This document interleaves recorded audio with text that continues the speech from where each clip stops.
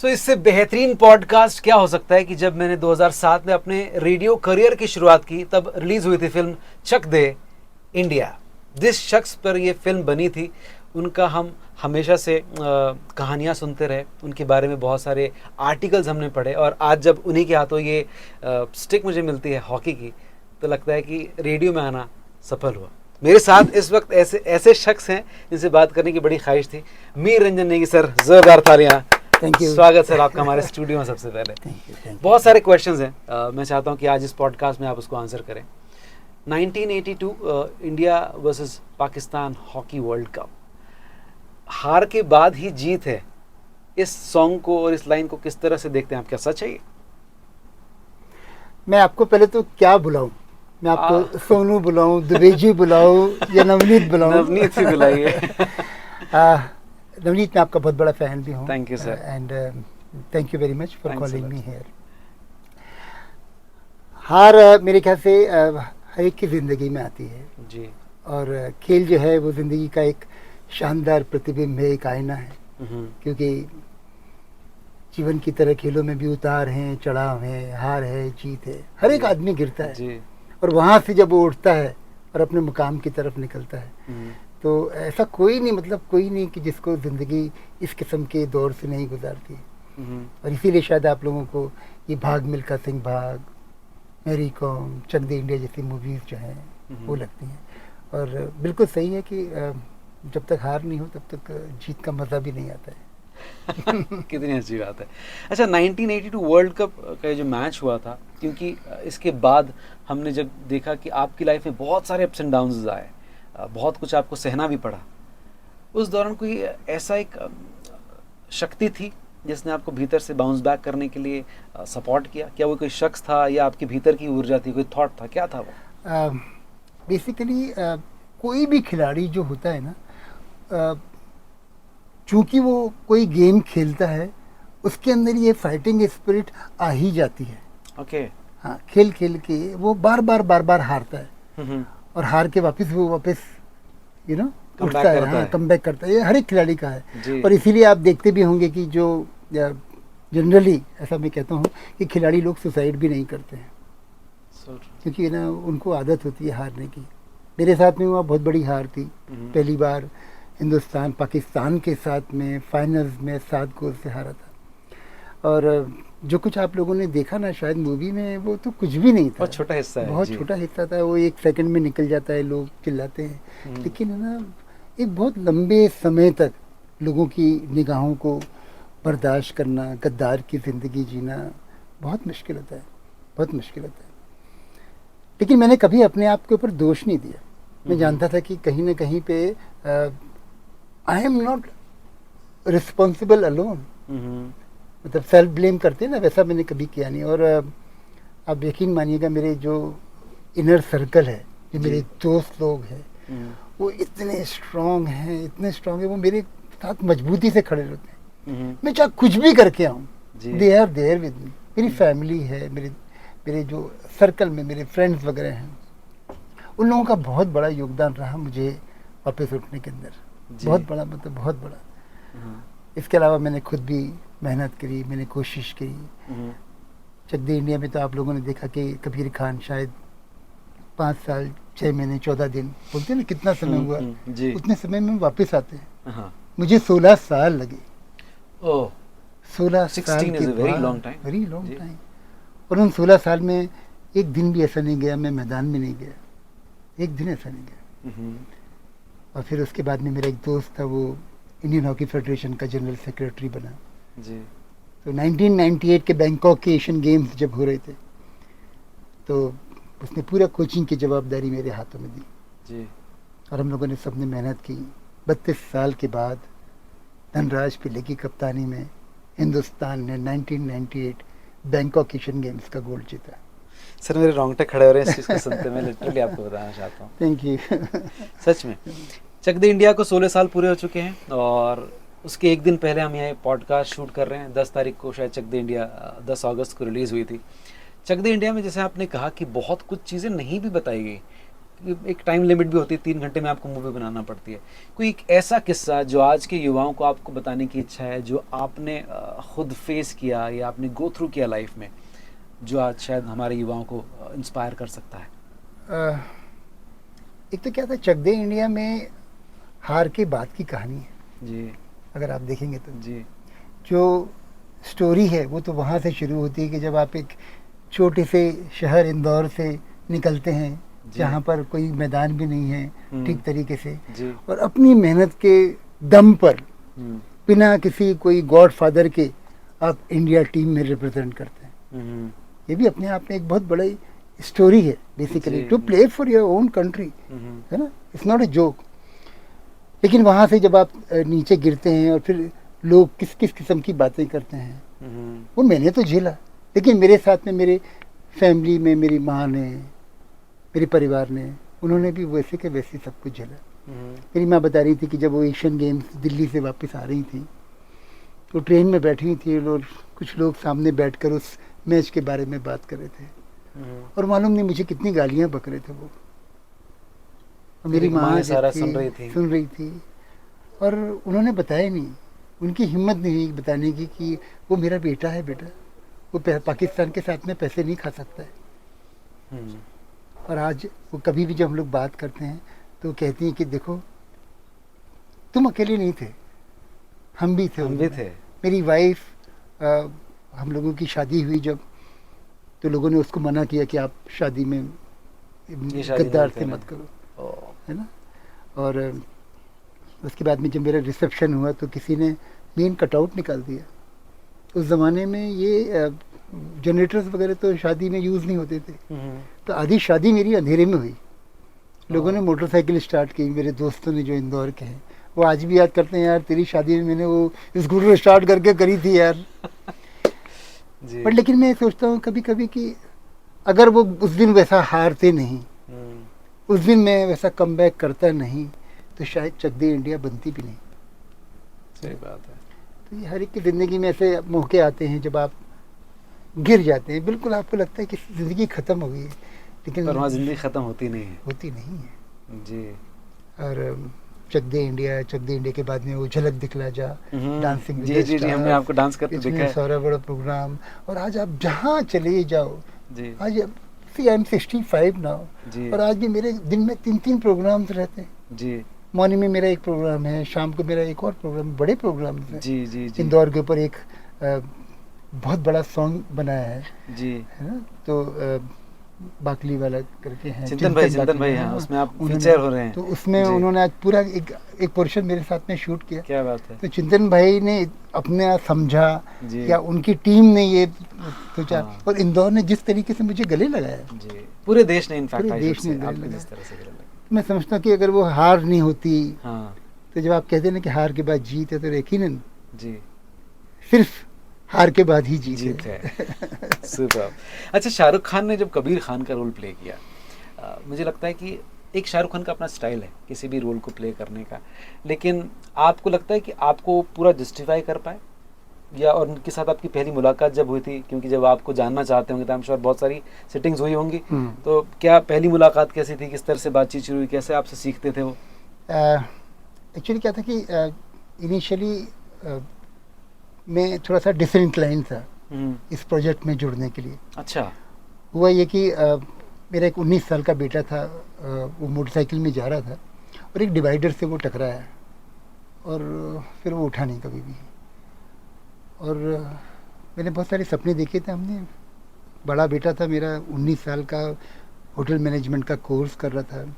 तो हम लोगों ने मालूम नहीं क्या, मतलब जिस दिन उसकी 13वीं थी, उस दिन वो जो पोडियम था जो शायद उसके एंगेजमेंट से भरता, वो सारे के सारे लोग आए थे, उसमें धनराज पिल्ले ने उसकी अर्थी उठाई थी। और उसी दिन ये यशराज फिल्म से ये ऑफ़र आया कि आप एक मूवी बना रहे हैं हॉकी के ऊपर, और आप इसमें आ जाइए। तो बहुत मुश्किल था मेरे लिए भी, बहुत मुश्किल था, मेरे परिवार के लिए बहुत मुश्किल था। मैंने बहुत मना किया उन लोगों को, लेकिन बाद में हम लोगों ने सोचा कि ये एक एस्केप रूट भी है, यू नो, अपने गम को भुलाने का एक अच्छा तरीका है। हम लोग उसमें जुड़े, और जब मैंने वो उसका स्क्रिप्ट वगैरह पढ़ा तो मुझे लगा कि क्यों बुलाना चाह रहे हैं वो लोग। उसके बाद में मेरे सारे पेपर कटिंग्स वो लोग लेके चले गए। मैंने 1972-73 से जब से मैंने खेलना शुरू किया, मैंने सारी एक एक पेपर कटिंग संभाल के रखी है। जी। वो इंडिया टीम में आने तक की कटिंग, वो हारने के बाद की कटिंग, और कई मेरे आर्टिकल्स मेरे कुछ एक लड़की ने लिखा, जैसे फॉर एग्जांपल एक हेगड़े करके कोई लड़की थी, she could not edit it.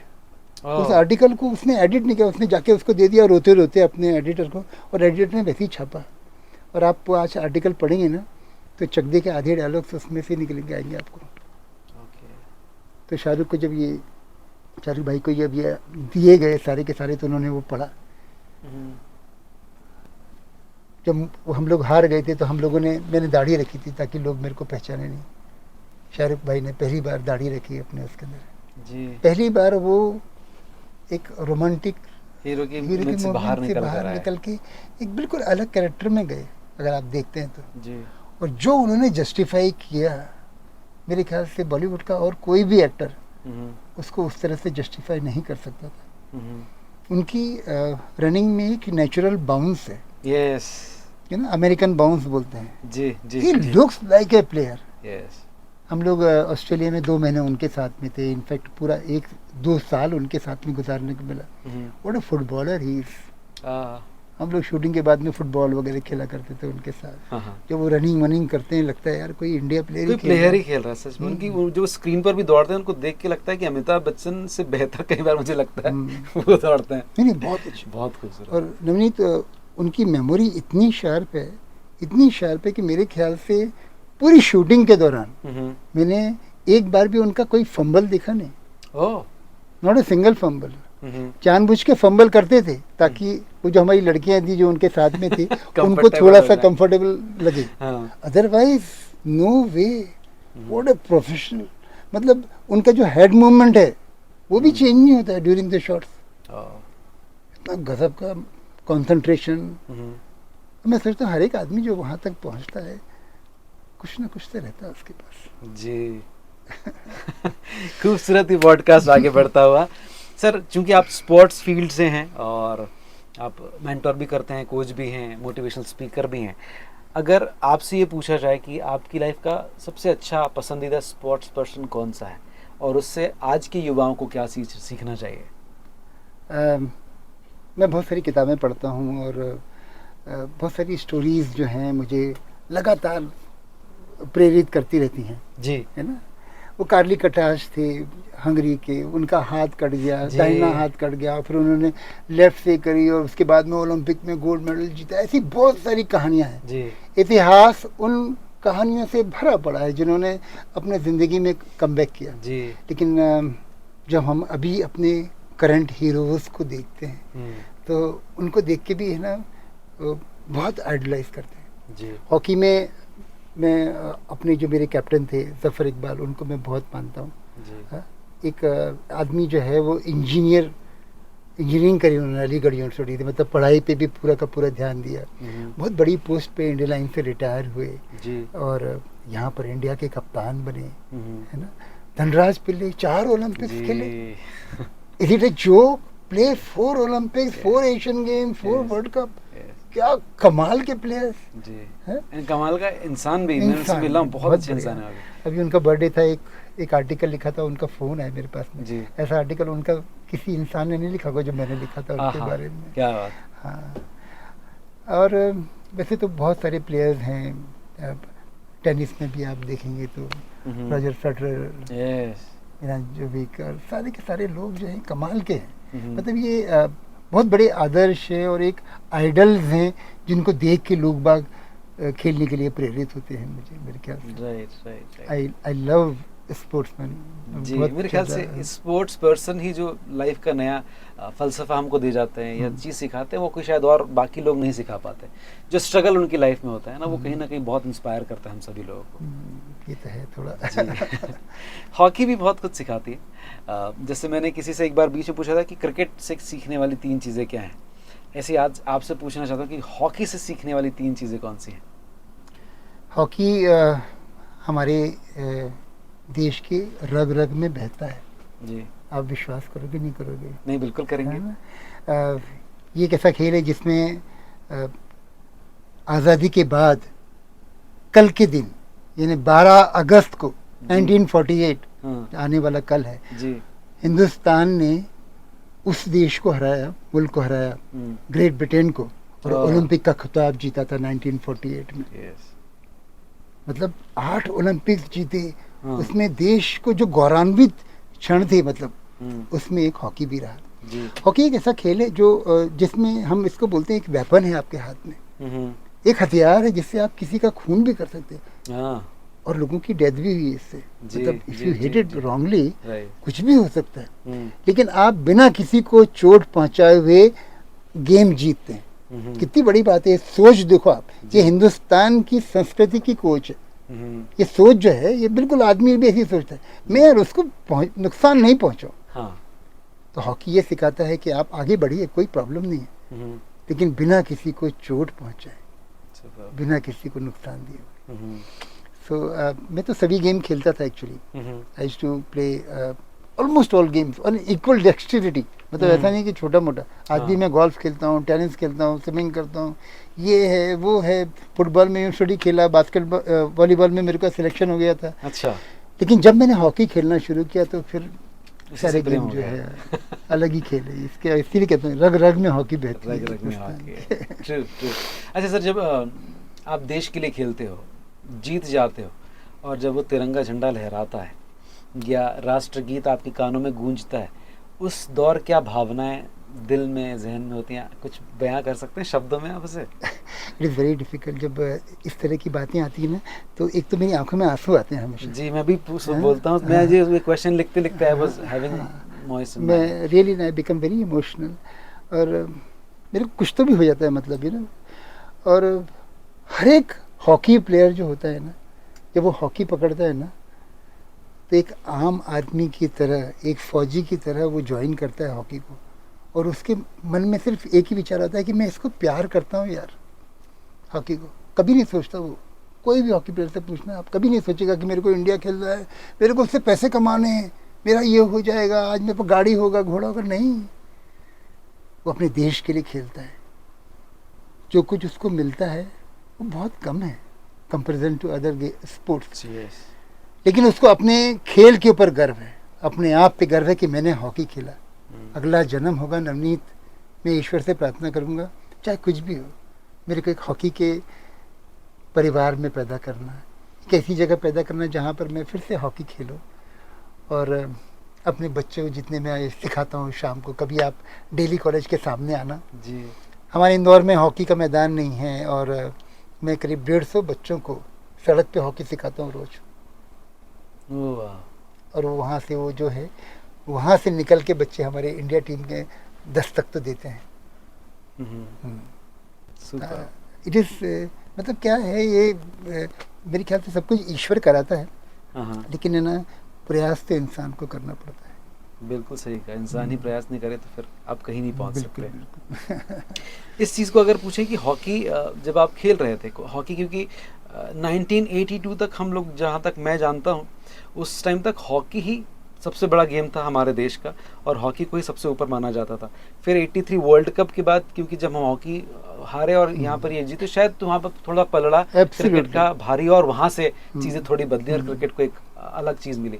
लेकिन हॉकी खेलना, क्या चैलेंज उस दौरान आपके दिमाग में आपको फेस करने पड़े, और कैसे आपने उनको टैकल किया, कैसे उससे बाउंस बैक किया?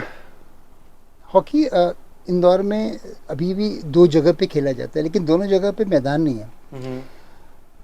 एक मैं उन खिलाड़ियों में से हूँ जिन्होंने ग्रास की हॉकी को भी खेला, अच्छा, और एस्ट्रोटर्फ की हॉकी को भी खेला। हाँ, हाँ, आजकल तो सिर्फ एस्ट्रोटर्फ पे हॉकी जी, होती है, जी, और बहुत समय से हम लोग एक डिमांड भी कर रहे हैं कि हमारे पास में एक होना एस्ट्रोटर्फ हो, एक मैदान हो।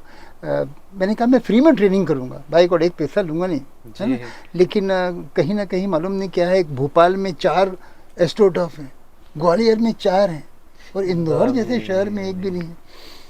तो बिना किसी मैदान के, बिना किसी उसके, आप यहाँ से खेलना शुरू करते हैं, और फिर उसके बाद देश के लिए खेलते देश हैं। के लिए खेलते हैं। जो गोलकीपर के पैड्स हैं आजकल जो यूज़ जी, करते हैं, जी। वो करीब करीब 1.5 से 3-3 लाख रुपए के पैड्स आते हैं। हॉकी स्टिक से 15-15, 20-20 हज़ार की हॉकी स्टिक हो गई है। जी। बहुत महंगा खेल है। हाँ। क्रिकेट में क्या है, आपके पास में एक क्रिकेट का बैट है और सब लोग खेल सकते हैं, हाँ। लेकिन हॉकी में सब लोगों को हॉकी स्टिक की ज़रूरत होती है। हम्म, मध्य प्रदेश की जो सरकार है वो आजकल बहुत ज़्यादा प्रोएक्टिव है, वो लोग खिलाड़ियों को हॉकी स्टिक्स वगैरह देते हैं, अपनी तरफ से सारी मदद करने की कोशिश करते हैं, लेकिन फिर भी मुझे ऐसा लगता है कि बहुत कुछ करना अभी भी बाकी है, बहुत कुछ। जी, कुछ करना बाकी, इसीलिए मेरा आखिरी क्वेश्चन है कि हॉकी के लिए गवर्नमेंट को और हम सबको एज सिटीजन क्या कुछ करने की ज़रूरत है? सबसे पहले तो मुझे लगता है कि हॉकी को जो प्यार और सम्मान मिलना चाहिए वो अभी भी सरकार की तरफ से मिलता नहीं है। हॉकी की थोड़ी सी उपेक्षा होती है। खेल जो है आज भी गवर्नमेंट की प्रायोरिटी लिस्ट में बहुत पीछे है।